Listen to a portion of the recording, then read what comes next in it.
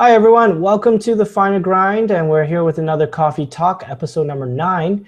And today we're here with Alex, and we're going to be talking about cups. Everything you want to know about cups for coffee. There's a lot of different types and a lot of different materials and shapes that cups are made out of. And Alex has a few cups that he can show us and explain to us why the material and the shape are good for the specific type of coffee that we want to make. So, Alex, how's it going? Hello, Ryan. Yeah, things are going good. Enjoying my coffee always. Um, Absolutely. And so you have quite a few cups in your collection. So can you explain a little bit about the different types of cups you have and why you use them? yeah, sure. So I think I'll start off with so I've got mainly two types of cups that I have. And so I think I'll start off. So I'll put this in an espresso context since that is practically what I use cups for. So I'll start off with espresso. So so the first type is a glass cup.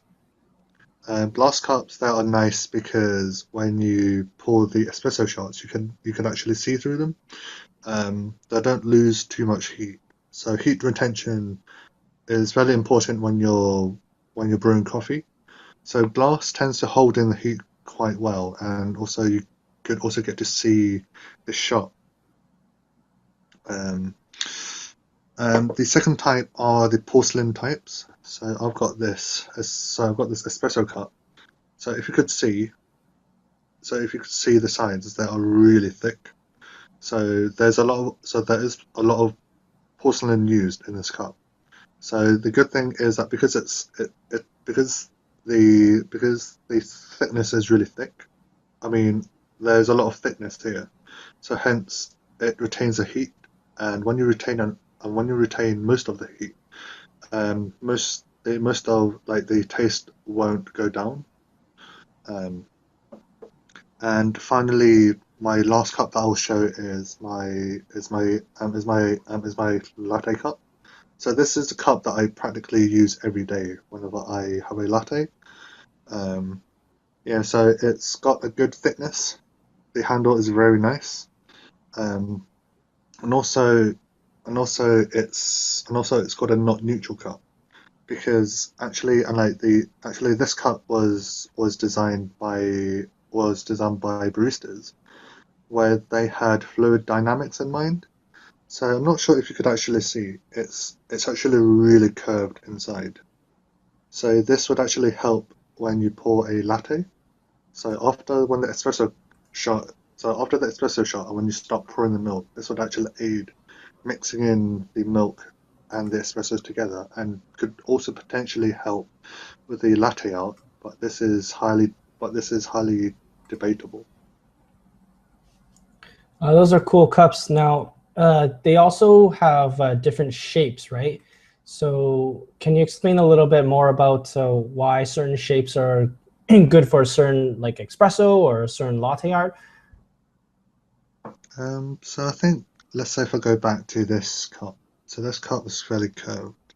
So so you don't want really so you could still have a mug, but a mug is it's more rectangular inside. So if you imagine if you pour the milk and not necessarily the espresso, when you're pouring the milk, it's it's very it's very blocky. So when we talk about the fluid dynamics, the milk may not flow as nice, if that makes sense. So basically, you're not mixing in the espresso and the milk together as good.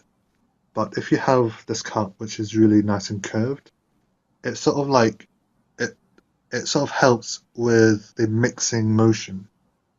So you pour in, the milk comes in, and it sort of just nicely blends in with the espresso.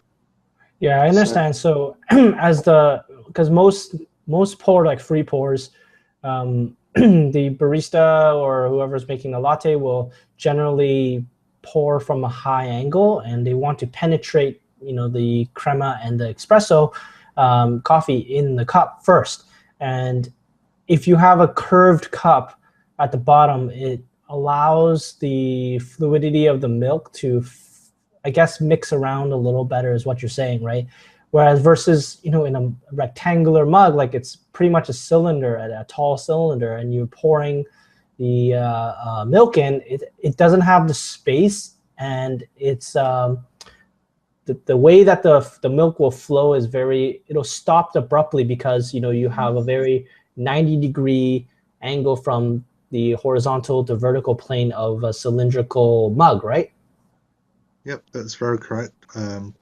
So when you're pouring a latte, so when you're pouring the milk for a latte, basically all you want to do is you want to loosen the crema.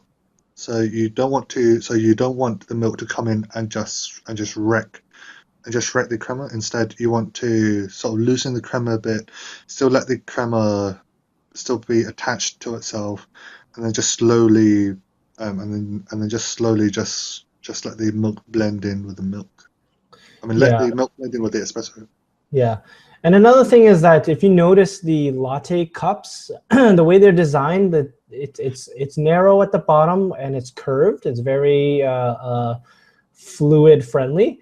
However, at the top, you obviously have a wider wider diameter, and again, that also allows like a larger canvas for baristas to create latte art. I mean, can you imagine pouring latte art into a cylindrical cup that's narrower at the top? Like you can't really, you don't have the space to work around, right?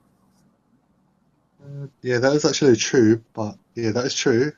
I will say it is still possible, but the range of latte art patterns would be strictly limited.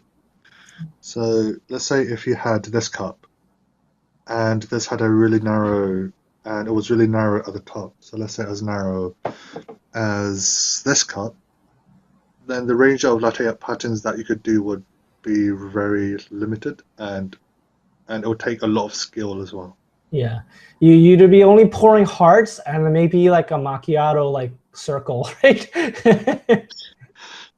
or maybe even an apple. So it's not much for you to actually really develop your patterns. Yeah, unless you had like a super tiny milk pitcher, that might help.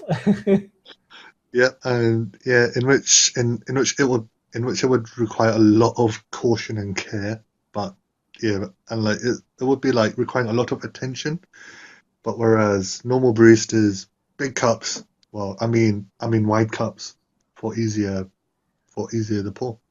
Yeah, that could be a new skill and a new competition, in the the world barista competitions where, micro latte art. That's like a new category. Yep, yep. In which I think only the really skilled barista will be able to do. So yeah, so it will be a good challenge. Yeah, awesome. Well, Alex, thanks for showing us your cups today. So I think the takeaways here are use the proper cup for the way that you're making coffee. So for espresso, you want to make sure that you're using a container, a cup that has a good heat retention, because that will benefit you in terms of how your flavor of the espresso tastes. And if you're going to be pouring latte art or making cappuccinos, you want something that's friendly for fluid dynamics, so that when you're mixing and pouring your milk into the coffee, that it's a nice way of fluid and blending all together, and you're able to create some latte art if that's your thing. So Alex, do you have any other things to show us or any other comments? I think one important thing to say is when you're buying cups, make sure you like the cup and also that it feels nice in the hand. Because I really like this non-neutral this not neutral cup, because it feels really nice. I could rest my thumb on the top here, and yeah, so it just feels nice whether I'm holding it like this or if I'm just holding it by the handle, it just feels really nice in the hand, and it looks nice as well. Yeah, that's great. Well, thanks everyone for watching. Let us know what type of cups you like to use in the comments below. Please like our video, and don't be afraid to subscribe. We have new videos every week. And thanks for watching.